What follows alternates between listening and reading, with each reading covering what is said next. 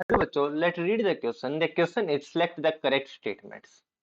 Option number 1, lowest value of quantum number L indicates there is a high probability of finding the 3s electron close to the nucleus than that of 3p and 3d. Option number 2, energy of 3s orbital is less than the 3p and 3d orbital. Option number C, at the node the value of radial function changes from positive to negative. And option number D, the radial function depend upon the quantum number n and l both. Okay, देखिए तो option number 1 की मैं बात करता हूं तो देखिए आपका एक टर्म होता है पेनिट्रेशन पावर. ओके, तो आपका जो 3s ऑर्बिटल होता है वो न्यूक्लियस के ज्यादा पास होता है, फिर आपका होता है 3p और फिर होता है 3d. Okay, node 3 means any N. Okay, आप लिख सकते हो ns, np, nd और nf. न्यूक्लियस के सबसे ज्यादा पास कौन सा होता है? ns, और सबसे दूर nf. ओके, तो देखिए अगर मैं बात करता हूँ ये आपका पॉजिटिव चार्ज, तो देखिए s ऑर्बिटल का साइज होगा यहाँ तक, p ऑर्बिटल का साइज होगा यहाँ तक, d ऑर्बिटल का साइज होगा यहाँ तक. ओके, 3s, 3p और 3d. आप देख सकते हो न्यूक्लियस के सबसे ज्यादा पास कौन सा है? s orbital, right. तो ओके, और p ऑर्बिटल यहाँ से दूर है और d ऑर्बिटल और भी ज्यादा दूर तक फैला हुआ है, राइट. ओके, तो यहाँ पर आपकी ओके यानी एल कम तो न्यूक्लियस के ज्यादा पास इलेक्ट्रॉन होगा.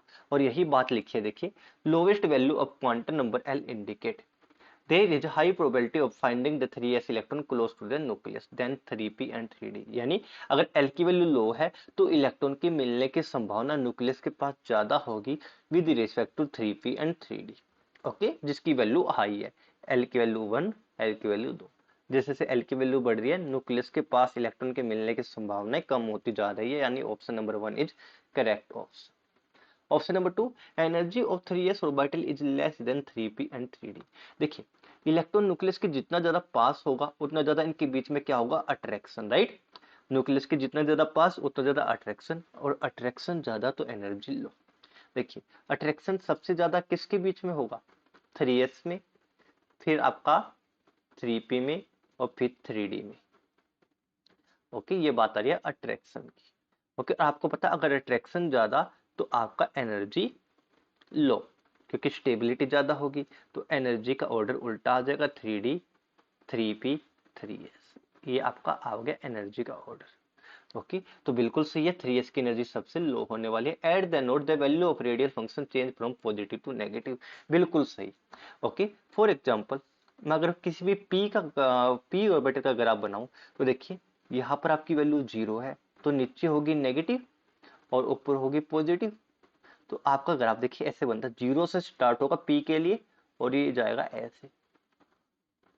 ओके, तो आप देख सकते हो ऊपर की तरफ आपकी वैल्यू पॉजिटिव और नीचे नेगेटिव. ओके, तो आप देखिए जहां पर नोड का मतलब कहते हैं, देखिए नोड का मतलब जहां पर रेडियल फंक्शन 0 हो जाए. 0 यहाँ पे हो रहा है, यहाँ पर हो रहा है, यहाँ पर हो रहा है, यहाँ पर हो रहा है, यहाँ पर हो रहा है. तो देखिए नोड से पहले आपकी वैल्यू पॉजिटिव थी, जैसे ही नोड आया नेगेटिव हो गई. ओके, नोड से पहले नेगेटिव थी, जैसे ही नोड आया नोड के बाद पॉजिटिव होगी, तो यहाँ पर साइन चेंज होता है, राइट. तो ये वैल्यू बिल्कुल ठीक है. ओके, नोड का साइन यहाँ पर चेंज होगा. Okay, last statement, the radial function depend upon quantum number N and L. बिल्कुल सही है.